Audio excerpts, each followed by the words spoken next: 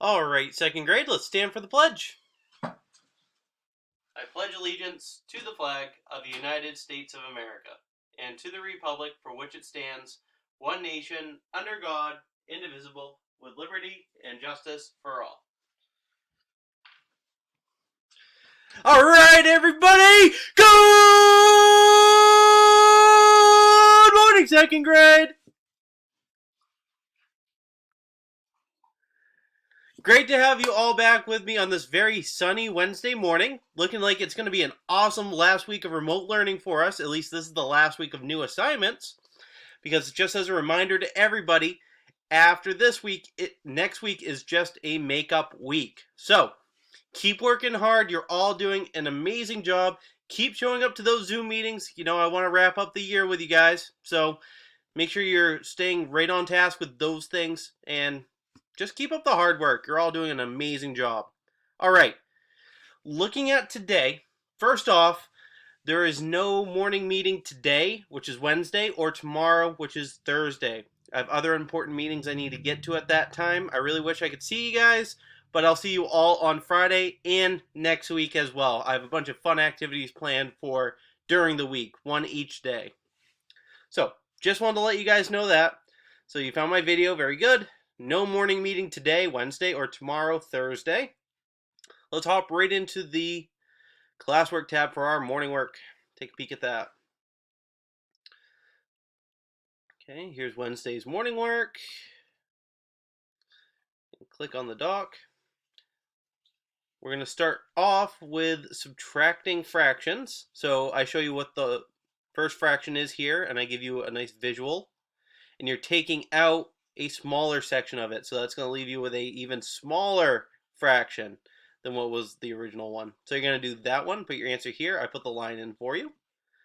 So top and bottom number, top and bottom number. And then we're moving back into some prefix practice from a few months ago. So the prefixes un and dis mean not. Carolyn does not like writing stories. Or we could say Carolyn dislikes writing stories. The park is not safe at night. We could also say the park is unsafe at night. So each sentence shows what the prefix should be. My brother does not agree with my friend James. All right, does not agree. We have to figure out what the prefix is for agree. For that one, it would be disagree, because unagree doesn't quite sound right, does it? No, disagree. And you're going to put your answer over here. Second sentence, the answer to, I think that's supposed to say your question is not known. So it has to do with this root word known. But what prefix would you use? Un or dis for known? And then Bethany's red couch is incredibly not comfortable. So how would we use a prefix with comfortable? Un or dis? Put your answer over here. My teacher told me not to be not honest. I think you guys can figure that one out pretty easily. It's either unhonest or dishonest. Putting your answer over here. And then number 5, babies will become not happy when they are hungry or tired. So what would we use for happy? Un or dis? Put your answer here for number 5. And the joke of the day. What do you call a boomerang that won't come back? Answer is down below on the 3rd page. I know some of you didn't like my joke from yesterday, but that's okay. All right, make sure you click the turn in button on top for that one. Before I move into ELA, just a quick reminder. Right here, I have taken 4 photos of everything in our classroom that needs to be brought home for you guys. So clothing and shoes left in the classroom. So here are the 4 pictures. I've already had some friends comment, which is really good. So I'll open up just one of them. You can see I numbered everything in our room. I'd like you to comment if, say, number 5 is yours. I want you to comment and say number 5. So I know that number 5 belongs to you, okay? And you can't comment right here. You have to click View Material to see that. I'm not going to click that button because then it'll open up all the comments. But you can do it yourselves. If you click View Material, you'll see a spot for comments, and you can leave me a comment there. Or just have someone email me. Either way, I'll figure it out. Anyway, back to our agenda. Reading in ELA today, we are doing a reader's notebook entry. So first, I'd like you to please read for 30 to 40 minutes. You may use Raz Kids if you need it. Then, in your reader's notebook, write about what you read today. And here are just some suggestions of what you can write about so that you can fill the whole page. Maybe you pick 2 or 3 of these things. You can write about the characters, a favorite part, a funny part, a prediction of what will happen next. Tell me what the setting is like, and would you recommend this book to another person and why? Again, try to fill your page with your thoughts. You can write more than one thing to help fill the page.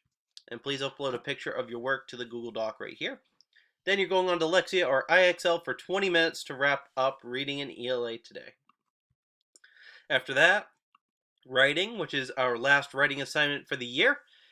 And this is a letter to next year's second graders, letting them know, give them some tips on how they can have a very easy time adjusting to second grade. Any helpful hints on how to be successful in my classroom?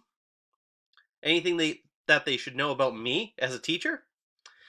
And the last sentence should be a positive reminder to next year's second grade. For example, you got this, it'll be a great year, because I'm actually going to be handing these to those soon-to-be second graders on the first day of school. Okay? So make sure you put your time into this one. Try not to just wrap it up all in one day. I'd really like you to put a lot of effort into this. So you can upload a picture of your writing here, or you can type it all into the Google Doc. Either way. All right, after that, your special today is computer. Check out and see what Mrs. B has in store for you. You can also do art, or you can do, this is actually library, which is kind of an interesting one. I like that one. After that, you have lunch and recess. Definitely be outside. It is beautiful. I know I'm starting to show a little bit of tan myself. I've been trying to get out as much as I can. So make sure you're getting outside. Wednesday, we have graphing for math. So let's take a quick peek at it. So up here we have a tally chart. So you're looking at, that looks like a line to me. There are 5, 6 of them. The stickers are right here beside the label.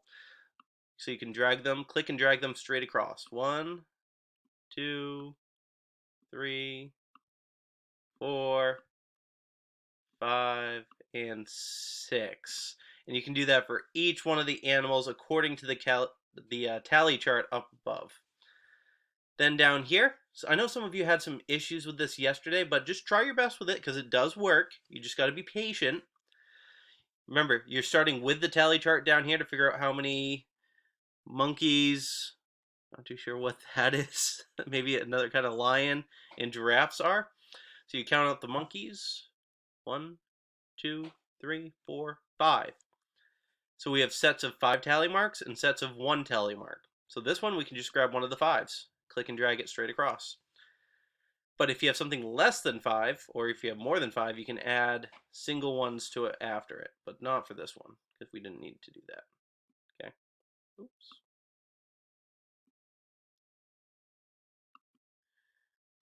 There we go. Get that out of the way. And then after that, you can do your pictograph up above by moving the stickers just like the last one. 2, 3, 4, 5, but just be doing it for all of them. Doesn't that one look like Tigger? Yeah, it does. From Winnie the Pooh? Yeah. Definitely does. And the last one, you're analyzing a graph right here. Which one has the most? You're looking at the 3 different birds, and you can grab one of these circles and tell me which one has the most. If you think it's this one, then that's where you land it. Which one has the least? And again, you're going to do the same thing. So if you think it's this one, you'll leave it there for me so that myself or Mrs. Wilson can see your answer. All right, and remember, no turn-in button up here. You need to go back into the assignment, view assignment, and click the turn-in button right there. So remember, there's 3 slides on that one. Make sure you do all 3 of them. Then you're going on to IXL Math or Dreambox for 20 minutes to wrap up your math time today. And to wrap up our whole day, Science, check it out. We're re-exploring the different states of matter. Yesterday was a Google slide sort, so if you didn't do that one, make sure you do that one. And today is a regular Google Doc. I'll show you this. List and or take pictures of the 3 different states of matter that you can find around your home.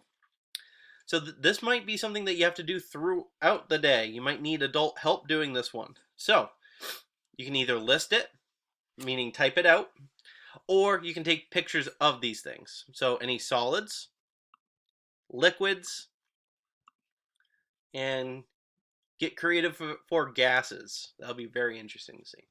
All right. Make sure you do that. And that wraps up science for today, because tomorrow I have a game planned for you on ABC Ya. All right. Last gentle reminder, please make sure you're showing up to your Zoom groups today. Really want to see you all. Keep up the hard work, second grade. We're almost at the finish line, so seriously, keep it up. You're doing an amazing job. And I'll see you all on Friday morning for sure, if not in your small groups. All right. Have a great day, everybody.